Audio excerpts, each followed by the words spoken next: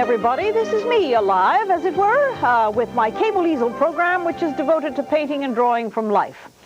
And this evening, live as we are, you may call. 348-6800 is the number. And between now and 9, when I go off the air, we can talk with whatever you may have on your mind and whatever I'm doing. It may be mystifying to you, and you can call me up and we can talk about it. The scene tonight, of course, is being done from a monitor, as we have been doing now for these many years, original to this program. Nobody else is using this electronic technique of doing landscape painting, because I believe that painting from life is that's my thing.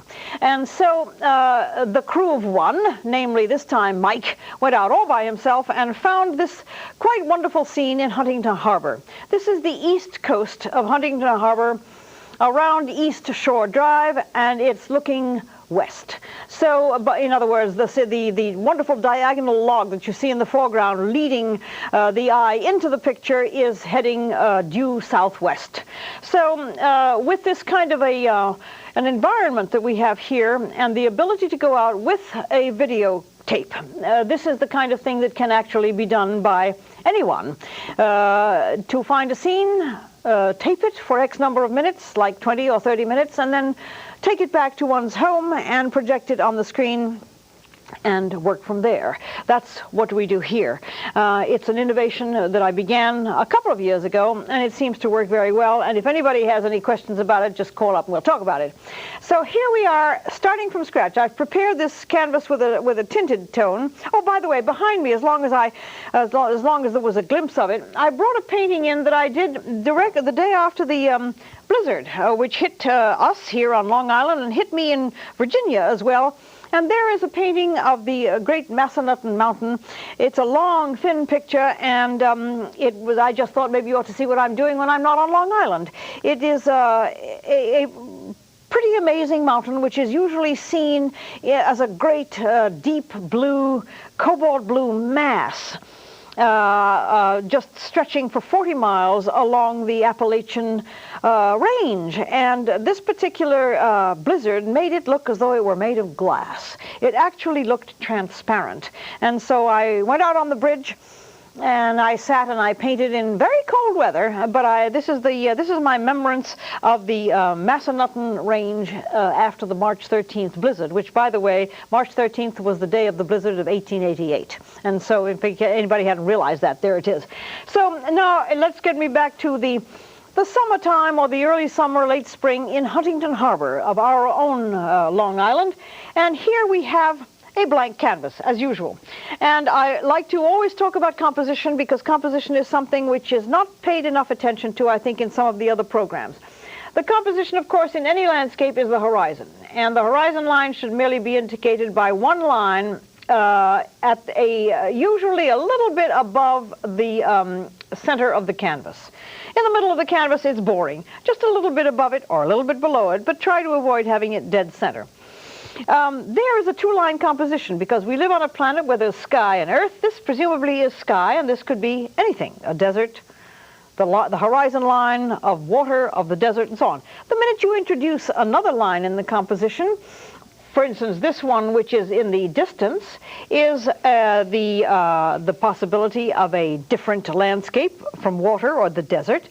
And here, is another line, which is that beach line. So all of a sudden we now have 3 lines, and the story is becoming more and more interesting.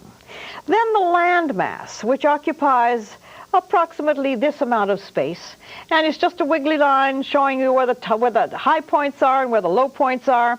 And for the most part, you will find that laying this kind of a composition out, you will find that it is less perplexing, less confusing, and less intimidating. A lot of people are intimidated by going out and working from life. Well, here is a 4-line composition. 1, 2, 3, 4 is the wiggly line is a single line.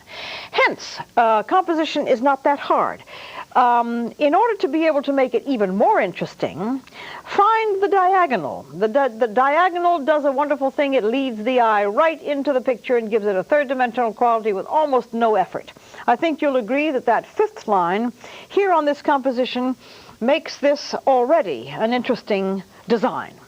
Then there is another diagonal which is behaving in a way, making the eye go to another part of the picture, namely into the distance. So we have cross lines and another diagonal this way, which for all the most looks like scribbling at this point. And then in the general area of the middle of the picture is this wonderful driftwood. We've called this Huntington Harbor driftwood because it occupies the center of the stage, and it is going to be probably the main attraction about this composition. A whimsical event takes place when this and a piece of a branch dissects the landmass, points itself right into the sky, and attaches itself to the main event, which is this is the main actor in this particular scene.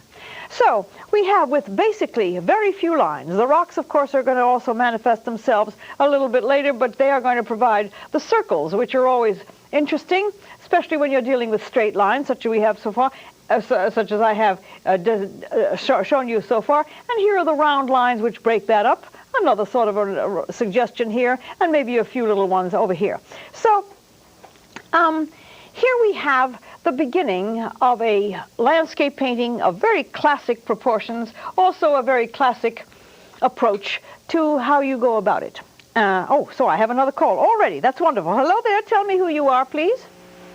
Hello? Hello? Yes. Yes, Pat, hi. My name is Dawn. Hello, Dawn. Hi, I live out in St. James. Yes. And I just want to let you know, I have a question, too, but I just wanted to say first that you've been a real inspiration. I'm just starting to paint, and I'm a real novice, but you're the one that really got me started and inspired me to even start at all. Great. And my question is, though, basically, the way you set up your canvas, I noticed that you leave a border around the edges when you do that. Yes. Is that a typical procedure to do, or should you paint all the way to the end of the canvas? Or I do this in self-defense of having to carry these pictures back to Virginia.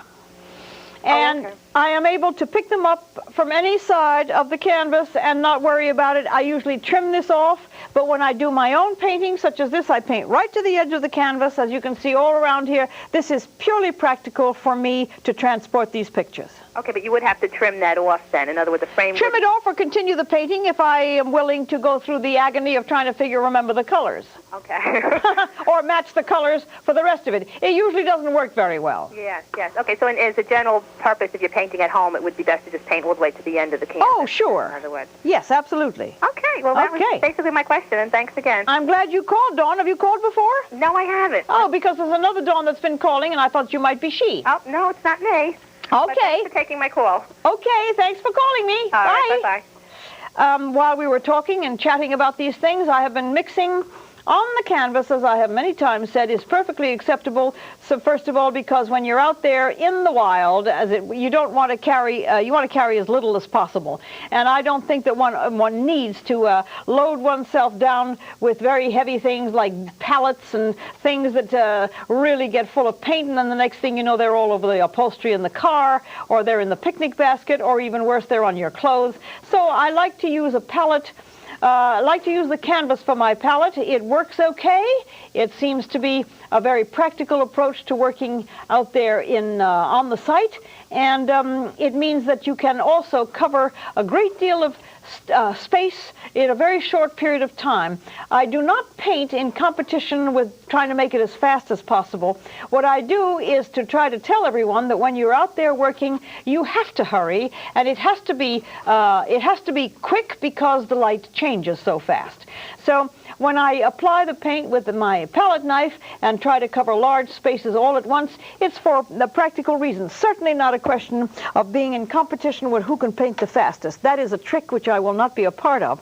It is purely the need of a landscape painter to work out there and to get it over and done with as quickly as possible. So I've now squeezed some more of my quick drying white. This is MG's quick drying white, a wonderful and miraculous invention put out by the Grumbacher people for landscape painters who want to be able to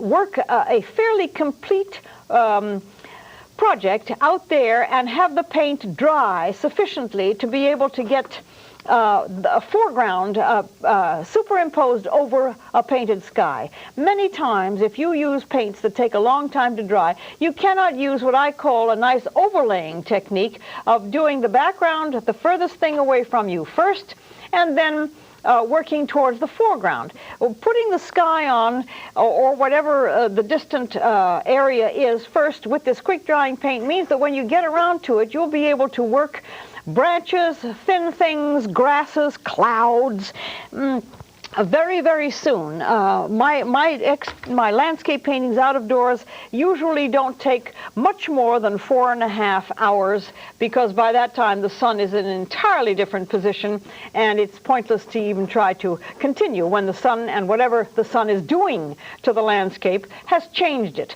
Working with shadows and working with things that move, such as the sky itself sometimes appears to move as the sun goes down. It becomes sometimes less visible, sometimes much more, shall I say, atmospheric, and so you move as quickly as possible.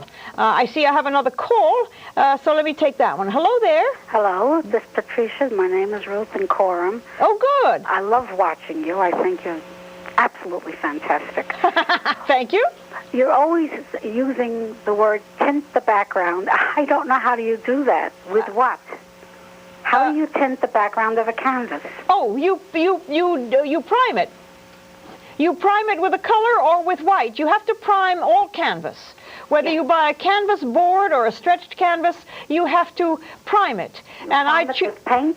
Yes, with paint. It can be water-based acrylic paint. It can be water-based latex paint, or it can be something much more expensive called gesso, which is purchasable in an art store. I use latex house paint to tint these canvases because these are demonstrations. I see. I thank you very much. Well, thanks for calling, Ruth. I'm sorry that the term tint was mystifying to you, but I hope it's cleared it up. Thank you. You did. Good. Thank you again. Bye-bye. Now, I have here a very pale sky. The monitor is a liar. It tells me that the colors are far more intense than I know they are, unless there's an extraordinary weather condition out there. But Long Island does not have the kind of intense blue skies that I see on my monitor, so I'm accommodating that. And I'm also now going to take the opportunity to show you how, with one or two nicely planned and thoughtfully executed strokes, you can get away with doing a cloud formation. Just a suggestion. Nobody is out there to question what this cloud is going to be doing in 5 seconds from now, so I like to be able to use an interpretive way of doing this cloud. I hope the sky is not too pale for you on the transmission.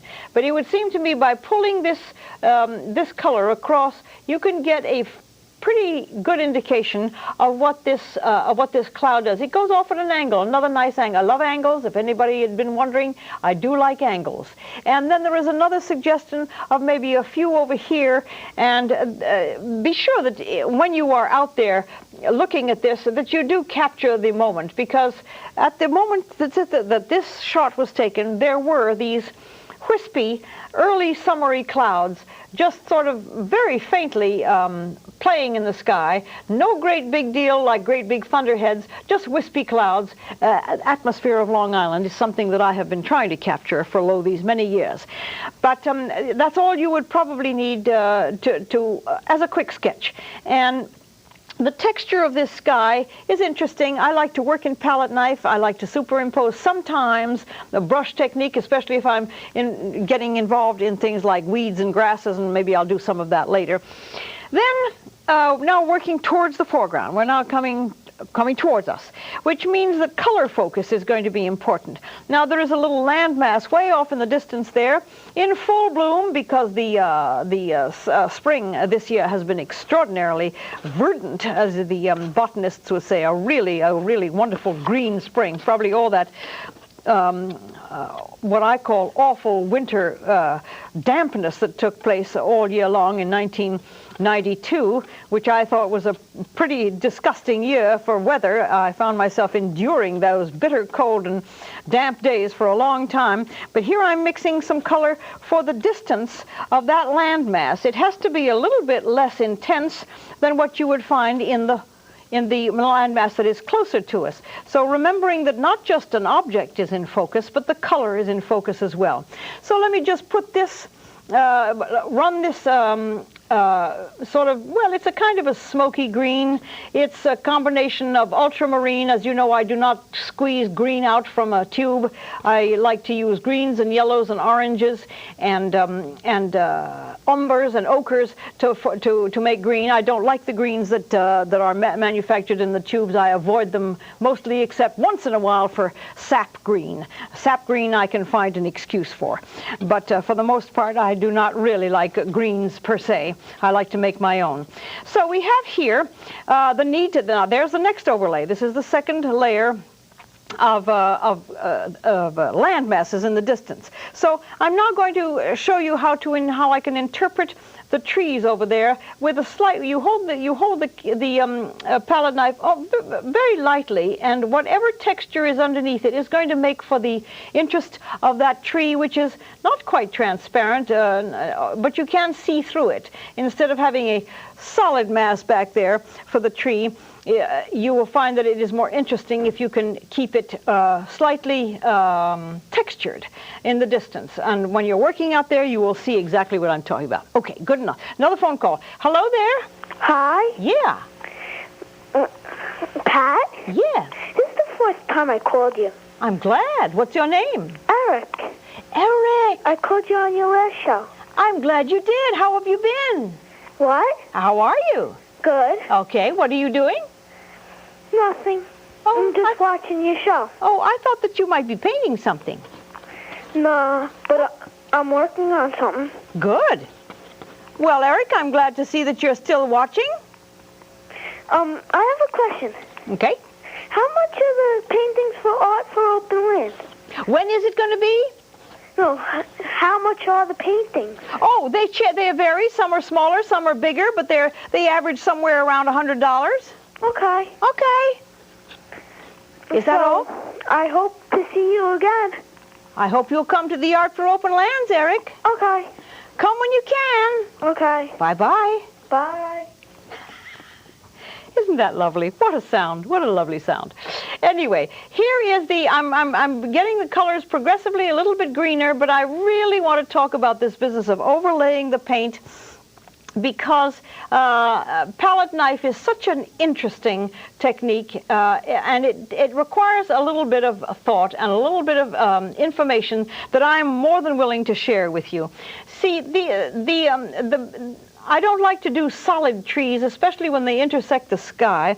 They've got to look as though there are actually some leaves that leave the sky shining through them. And in order to do that, this technique is quite successful. If anybody out there is watching and wants to know how to do it, I just may ask Peter Kohler to give me an even closer close-up than what you have here, so that you can really see how the paint gets put onto the canvas with a light hand, and relying upon the fact that there is great texture. Yeah, there it is. That there is a texture in the sky which enables the paint to sometimes miss the places. This is the this is one of the fascinations about this particular technique. It's also a technique which enables you to keep an extremely clean-looking painting, because of the fact that there are no hairs of a brush involved that get full of paint and are very difficult to remove. When you want to use a pale color and your brush is full of a dark color, it is virtually impossible to get it completely clean. But the palette knife, being stainless steel and very smooth, can be wiped, and I shall show you in a minute, as soon as I finish with this green here, how you can get the palette knife to shine as clean as the day it was bought, which means that the cleanliness of your colors is practically guaranteed. So as you can see, applying the paint this way, it is not only very rapid, which, as I was talking about early in the program, that you have to work quickly for obvious reasons. Fortunately the sun moves. If it didn't, we'd be in some trouble. And the fact that it moves and changes things means that speed is of the essence. The interpretation of this kind of painting is also the interesting thing. It makes for a very personalized look about the paintings. If you apply your own technique with this, you will find that possibly your work will be recognized over others. The one thing that I really think that should be stressed in all of these painting programs: do not paint like everybody else. Do not copy the person that is instructing you. Come close to the technique, but develop an individual approach to the way things ought to look, and then you will find yourself becoming what is called a creative artist. I don't think that anybody is interested in copying somebody else's work or even trying to get close to it. It's what you need to do is to develop your own style, and I try to show you enough techniques here that maybe somebody in fact can work with that, can work with the idea in the back of the mind at all times. Be individual if you possibly can. I notice here in my monitor that I have, and I'm wiping off the palette knife now to show you what I showed you before. Here's my stainless steel palette knife, and there's see, it's shining and it's clean. None of it comes off on my fingers. So that's what I mean by being able to get nice clean paintings. I'm going to remove some green paint from this area right here. I'm going to just scrape it off, and I'm going to apply some pure white as an indication that there is a house back there. And then I'm going to put the trees in front of it. But I want you to see that if you need to go back, you in fact can take something out. This is going to be purely an indication of that there is something behind these trees, and then when I put trees in front of it, the mystery of what that house is will be there. I don't know if it's a two-story house. I just know that there's some white showing through, and then there are trees in front of it. So this is another technique which I think that might be very valuable to people who are out there saying it's so hard to do detail. Detail can be done in exactly this way. Now there's the beginning of something of a house in the distance, but trees are going to go in front of it. Okay, I have another call. Yeah. Okay, hello there. Hello? Yes. Yes. How are you, Pat? I'm well. How are you? Oh, fine. My name is Madeline, and I love your work. It's beautiful. Thank you. Just one question. I've been watching you, and I've been wondering, are you ever going to be painting people and animals? Well, it's interesting that you mentioned that, because I have just finished taping a program in which I painted an owl.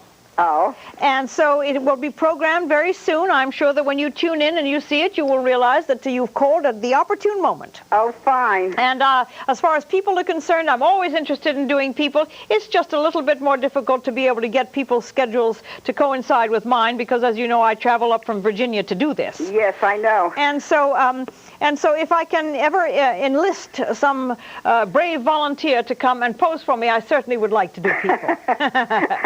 Oh, fine. Thank you. I'll be watching for you. Well, I'm so glad you called. Yes, thank you. Where did you call from? Where are you calling from? I'm calling from Long Island, from Bayport. Bayport, okay. Yes. We're just trying to find out how many people are watching out of the area. Yes, I'm right near most of the places that you paint. Good. Okay, well, I appreciate your call. Fine. Good night. Thanks. Good night. Here is the introduction of what I'm going to wait for this to dry a bit. I'm going to wait for this to set somewhat. This quick drying paint is going to probably take a little while, and then I'm going to set the trees in front of it. But there is a nice thing happening with some paler trees in front of that. And here is once again the overlaying technique of putting on another layer, but catching some of the textured color that has been put on because of the palette knife. And I think you'll agree that when it's way off there in the distance, you can be very interpretive. This is not a study of specific botanical trees. This is just a landmass over there with trees growing on it. And what this is called is impressionism. You may have heard the term impressionism, and the impressionists rocked Europe at the turn of the century and in the early part of the century and in the 20s and 30s. And impressionism has been with us ever since. This is my form of impressionism, but it is totally recognizable. I believe you will agree that this all looks very much like trees and sky and lawns and so on. And but the interpretation of this is what I'm getting at, that there is a personal quality to some of these paintings of mine whereby I introduce my own private technique. Now, I see that there is a nice darkness here because of these trees throwing all sorts of shadows, and I'm doing this by using the sap green I spoke about before and some ultramarine blue.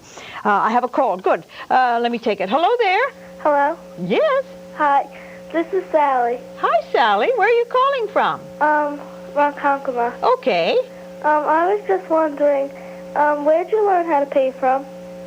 I've been teaching myself ever since I was probably your age, Sally. How old are you? 12.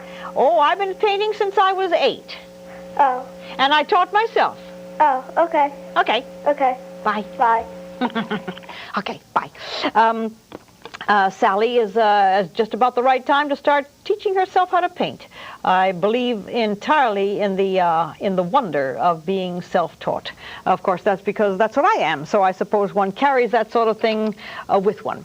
I'm going to use a very small brush dipped in turpentine and some Van Dyke Brown, a name that will live in infamy, I think, because so many times that term was used with the other painters that have been doing shows. But it is a very convenient color for all sorts of things, and I use it occasionally. Now there is with the introduction of a brush technique with the palette knife. It works nicely. It gives you the details that you want without making it look as if you were as if you are deliberately changing techniques in order to be able to make it interesting. Now, I would like to have the anatomy of this particular area over here. There are some trees that don't have any leaves on them, and that's why I must get them with the small brush. You see, the reason that I'm so particular about making things like this visible is that somebody, somewhere in time, is going to know this place, and they're going to say, I recognize that. Yes, I know where that place is.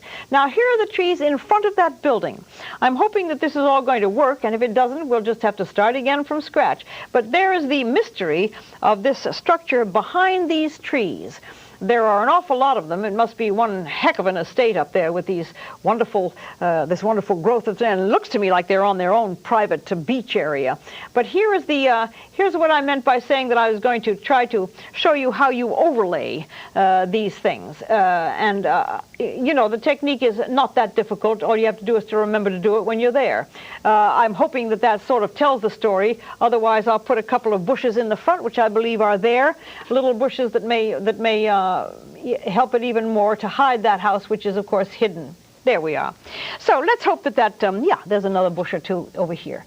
That's all the attention that you need to pay to that particular part of the picture.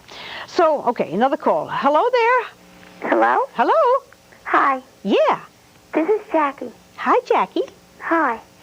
I wanted to know, how do you learn to be an artist so easy? Well, it wasn't easy, Jackie. I mean, none of it is really easy, and I've been working at it for a very long time. But when I was little, my parents allowed me to have supplies, and I was encouraged to do it, and I was never told to not make a mess. How long did it take you to do it? Well, I've been painting since I was 7. Oh. or 8 rather. So I've been doing it for a very long time. Why do you ask, Jackie? Do you want to paint? Yeah, when I grow up. Oh, you can paint right now, Jackie. How old are you? 10? Oh, it's time. You must start right now. Oh. Yeah. Yeah, but I don't know how to do it that well. Well, you've been watching me. Have you learned anything from this? Yeah. Well, I try to make it pretty clear. And what you have to have is the desire to do it. Everything else then falls into place, Jackie. Okay. I'm glad you called. Me too. I wish you luck. Thank you. Bye-bye. Bye-bye. I wish you luck too. Bye. Thanks. I've been putting this beach area in here as I was speaking to Jackie because it's oh dear, I've gone and gotten too much green in there. I'm using something called pale yellow ochre and pure white, and that seems to be a nice beach color for the distance. There's a lot of rose color in beaches, I find, but when the sun hits it in the right way, the beaches become quite pale, not white, but quite pale. So the yellow ochre and the white seems to work very well. I'm going to take a break now, according to what I have to do, because things happen, and so don't go too far away. I will be right back.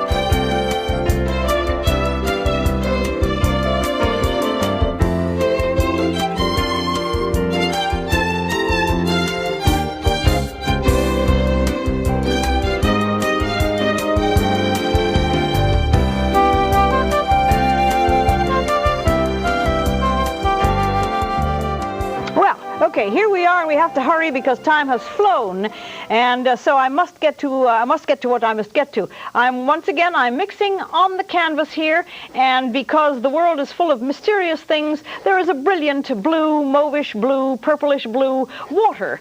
The water is usually a mirror of what's happening in the sky above, but this time the sky above is pale, and the water happens to be extremely bright. So I'm mixing it up here because time is now of the essence. I have a great deal of territory to cover before the end of this program. So I'm going to run this across here. As you can see, you can cover a lot of space in a very short period of time. The edge of the palette knife is one's great friend. You can get good sharp lines, and then you can also get great covering ability with great speed. This is probably a little bit too bright, but as I said, interpretation is a good part of this palette knife technique, and I love to use brilliant colors, especially when Long Island, which many times slumbers in the throes of dull colors, especially when you've just come out of a very long winter. So the brilliant colors of spring and summer are very interesting to me, and you can accomplish this by using pure colors out of the tube.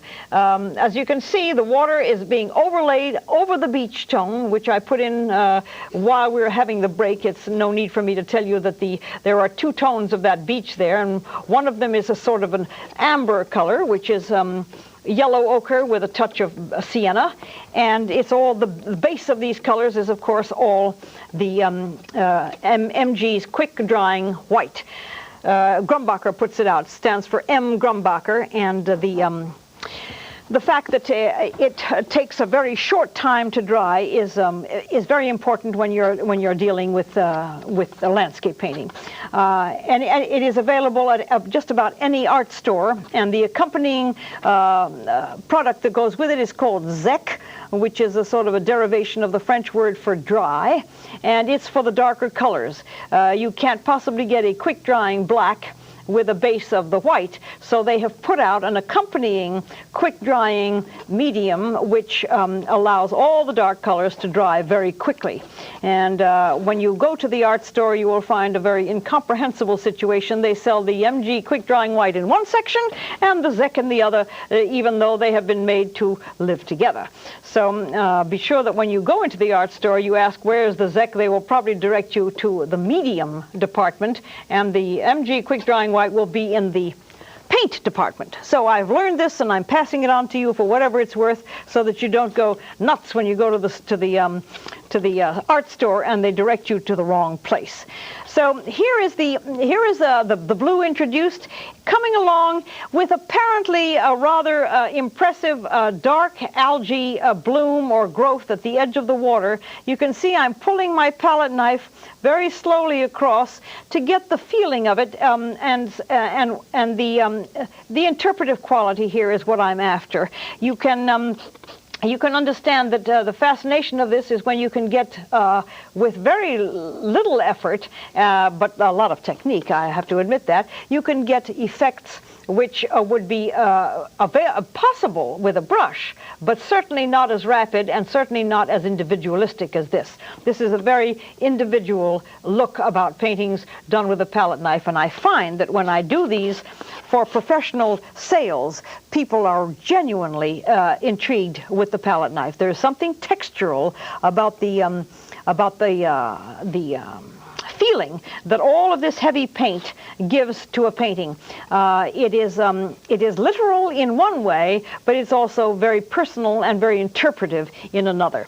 So as you may want to talk to me about to find out how to do this, just watch. It's layers. It is layers of color.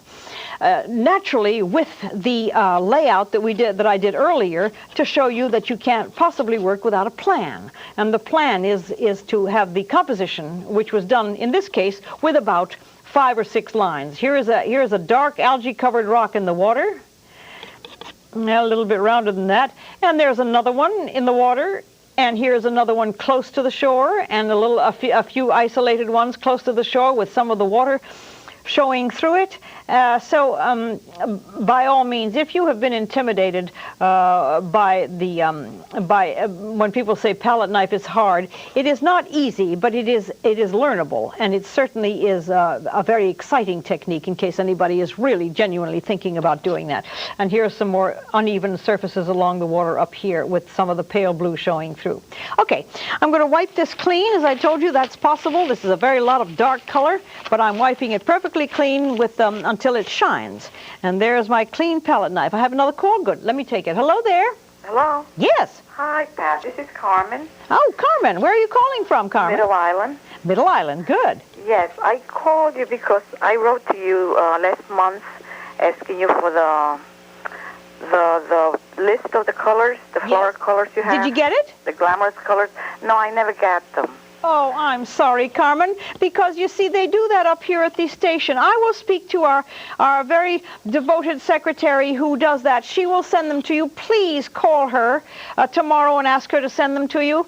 I mean to always thank people for their calls and for their letters. I find that it's very hard to keep up with it. But, Carmen, we will, without fail, send them to you if you just ask just once again, if you don't mind. And who do I have to call? Who do I have to ask for? Call for Judy. Judy. Yeah. Okay, I have another question. Please. Can you use the same colors you used to paint the floral to do a landscape? Oh, yes. The same colors? Oh, yes. The floral colors, sometimes you need You need some of those brilliant pinks and those brilliant oranges and yellows, which you would never find in a landscape painting. Yeah. But the palette is pretty much the same, yes. Oh, that's why I sent for those the list of the colors, because you said the glamorous colors. Yeah, I'm sorry, Carmen. I really feel badly that you didn't get that, because I remember getting the letter, and I assumed that maybe they've run out of them. So I will ask Judy, and you call her and have her send them. She'll send them to you right away. I know it.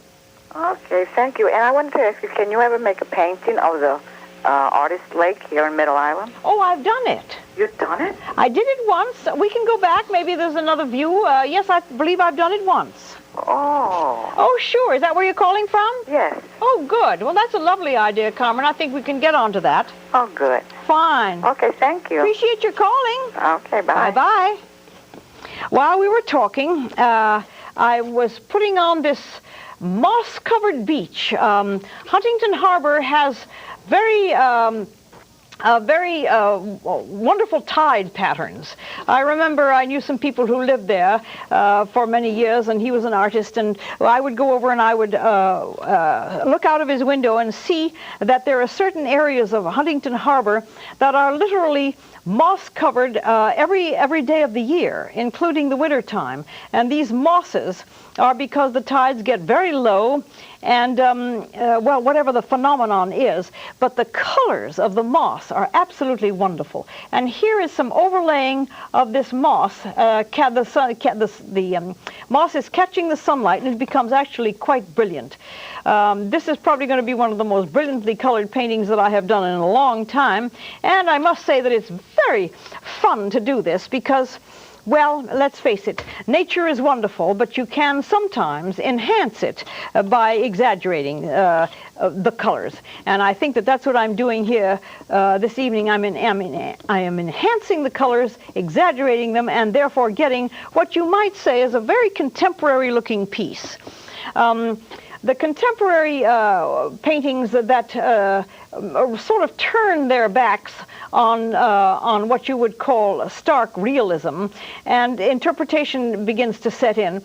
And when you finally decide that you are allowed to do that and that there are no rules, you'll find that life becomes extremely interesting, and that painting becomes a whole new attitude of how to interpret things. So let me emphasize to you once again that being a realist, I find that I have to really set my mind to break away from that and to become much more interpretive. So being interpretive this evening is what I'm doing, and I've got to admit to you that I'm getting carried away with the enthusiasm of just sort of being totally free with the color and smearing it on in as organized a fashion as I can. I don't think that you should ever do anything which is purely accidental. It should be organized. But once in a while, in the organization, you can introduce a small amount of chaos. And here is what I would call very friendly chaos in this composition, which is remaining very simple, not just in the layout, which I did with 5 or 7 lines, but also in the fact that the color is being reduced into a very the nuances here are less evident than they are in some of my other works, but they are also much more dramatic. And you know, taking a holiday from the discipline of stark and pure and unadulterated realism is a well, it's a release, and it also teaches me a great deal of things also, that I don't have to be quite as literal as I usually am. Well, anyway, here we have the darker qualities of the mossy area. Back here, I notice that I have there is on the monitor. I see a sort of an area way off there in the distance that looks like it might be covered with some. Well, I know that there's no lava rock, but it's a muted kind of grayish ochre color, and it's over there in the distance, probably some kind of a knoll with some strange grayish grasses growing on top of it. So I'm just gonna introduce that gray knoll and just sort of take my chances that it will be understood and recognizable. But it's a nice introduction of another color in this otherwise beginning to be an extremely green painting. Here, because time is running out, I'm going to put in that great log or driftwood, because I've called this Huntington Harbor driftwood. Undoubtedly this driftwood has been lying there for a long period of time, but it also could have just been blown down in this wintertime.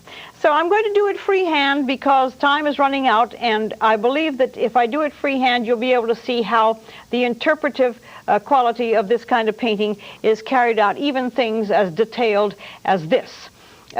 Here is the, I'm overlaying it, and you can see the color has set well enough underneath it for it not to be picking up too badly. Here is another, well, let's see, it goes out into the water this way, and it curves, and then it jumps up, and then it curves and comes down again, and then there was another one underneath it, and then it gets a shadow side. But as you can see, I'm working freehand, which of course is probably frightening to an awful lot of people. It's sort of frightening to me, but I take this on when I do a live show. If I do a live show, I can't certainly pick the easy subjects. I pick what has to be picked, and if it turns out to be very difficult, well, then I try to overcome it. The shadow side of this great log is sort of very much darker than what you think. It's actually sunstruck, and therefore is quite dense. And I'm using raw sienna and black without any dryer on it, hoping that the paint will flow quickly enough for me to be able to get the shadow side of this driftwood. And it is, of course, on the underneath side. Let me see if I can, maybe I'm going to have to switch to a brush. No, there it goes. And I think that you will see how you sort of dive in, as it were, and hope for the best. But it's always observed. I don't think that you should ever do anything that is unobserved. And if you interpret it in a very free manner, that's the style. But if you are not loyal to it, you will find yourself just painting something which is from your imagination, and maybe not very interesting. Oh, okay, here's another call. Let me take the call. Hello there? Hello? Yes? Is that somebody there? Hello? Hello? Pat? Yes? I just wanted to know what are the materials to use to paint. What are the materials? Mm-hmm. They're oil paints. Okay? Mm-hmm. Is that what you wanted to know? Yes. Okay. They are oil paints. Oh, yeah. And I always think that it's a good idea for somebody to become a little bit older before they start using oil paints, because they really are very messy. Okay? Okay. Okay. Have you got anything else you want to talk about?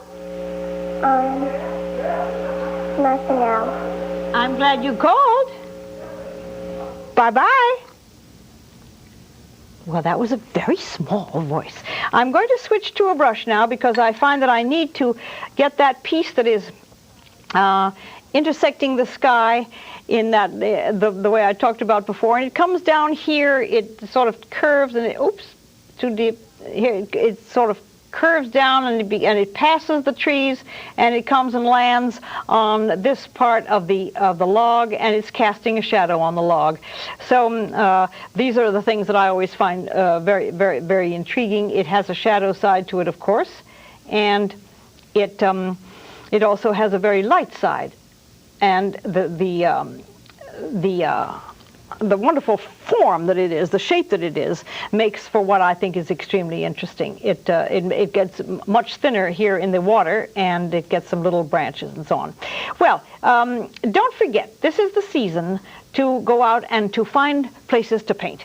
There, in the wintertime, it's a problem. The painting that you see behind me is the great mountain where I live in Virginia, and I had to go out on the bridge after that blizzard, and I sat for 3 very long, very cold hours. Not everybody is willing to do that, to get the painting of the blizzard. But now is the season when it becomes idyllic and absolutely dreamy to get out there and paint.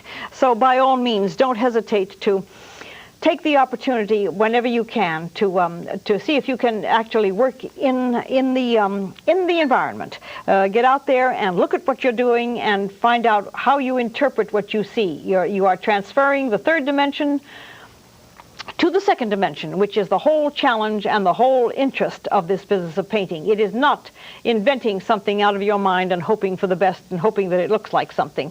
I think that when the painting shows come on and that they don't concentrate on working from life, that it is doing a disservice to the audience, because not everybody has got instant recall. As a matter of fact, I don't know anybody who has instant recall, and therefore nature is the thing that you must go out and try to pursue. Here is the other great diagonal that is running right into this picture, leading your eye off into the distance here, and it's a sort of it's a wonderful kind of gray form. And then there are the rocks that have a shadow side underneath them, and they have their sunlit side on top, but they are also can be done in a very interpretive way. Not enough white. Let me see if I can get some more white on these. There is a lot of yucky stuff hanging off that log that's sticking out into the water, and that would be done with a small brush to make sure that the anatomy of this picture is correct. If this scene is chosen because of this mossy shore, then it should certainly be faithfully rendered. Interpretive as it may be, it should be faithfully rendered. So here are the rocks with the light side of them because they are in fact being sunlit, and then the underneath side can probably be extremely dark, which is what it is there. And I'm using almost pure black and some raw umber for the shadow side of these rocks. I'm going to be coming back up here at the end of June, the last Tuesday in June, and at that time I will be able to probably show you a collection of the works that have been done over the past year, and probably an introduction of what will be available at the when the Art for Open Lands show is decided upon, when we decide to do that. And then you'll be able to get a sort of a preview of what the Art for Open Lands is going to be offering. It's going to be most of the programs that I have done in 1992 and part of 1993. I've been nominated for an ACE award. I've won one, and I've been nominated again. And I also have been nominated for the Festival Hometown Video USA Festival. So all these awards are really very nice. To think that all this effort is absolutely worth every moment of it. Here is that other nice diagonal that is running into this diagonal going one way and the other one going the other. Makes for pardon me, a great deal of interest in a picture which could be very standard. This kind of composition I have done over the years many times. And so the thing to do is to find the ability to make it a little bit different. We do find coves, and we do find places where water is against the land masses, and where it's seen with beaches and so on, because we live on an island, and those scenes are everywhere. So the idea with this program is to see if we can be faithful to the scene, but also to be interpretive and a little bit more original, because there's no point in repeating things continuously with the same design.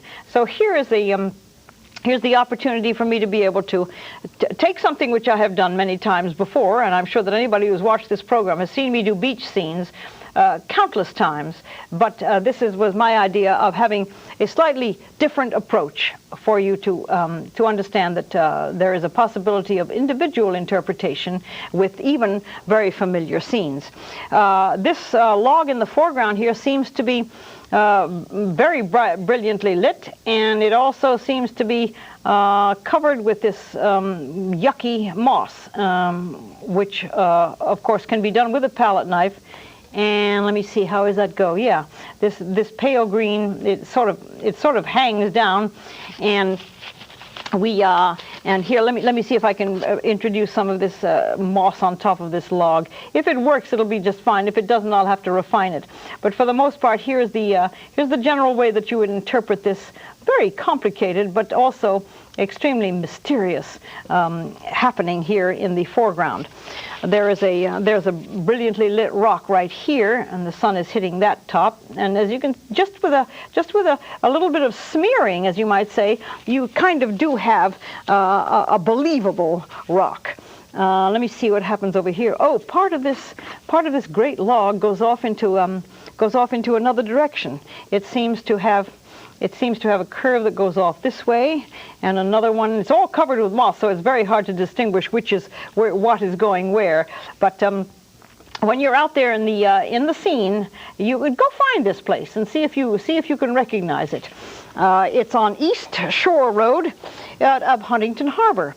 I'm sure that if you have a drive in mind, you might, and you watch this show, you might want to go and see if you can in fact locate this wonderful mossy beach, in which every once in a while on the monitor I've seen a swan go by, and maybe I'll just see if I can't. Oh, gee, that's the body. It has to be very small. Okay, maybe that's enough. Well, I've tried to do a swan with one stroke is sort of a fool's errand. I have another call. Good. Hello there.